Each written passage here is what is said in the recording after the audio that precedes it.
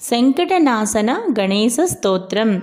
नारद उवाच प्रणम्य शिरसा देवं गौरीपुत्रं विनायकं भक्तावासं स्मरेन्नित्यम् आयुः कामार्थसिद्धये।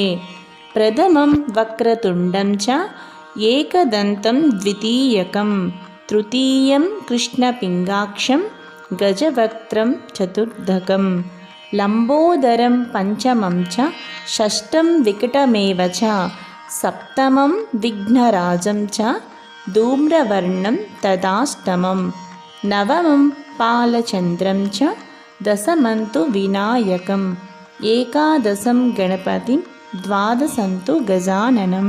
द्वादशैतानि नामानि त्रिसन्ध्यः पठेन्नरः न च विघ्नभयं तस्य सर्वसिद्धिकरं प्रभो।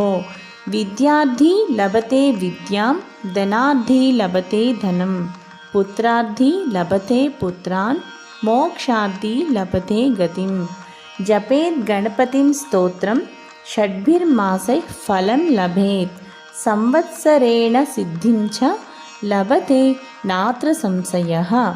अष्टोभ्य ब्राह्मणेभ्यश्च लिखित्वा यः समर्पयेत् तस्य विद्या भवेत् सर्वा गणेशस्य प्रसादतः। इति श्री नारदपुराणे संकटनाशन गणेशस्तोत्रं सम्पूर्णम्।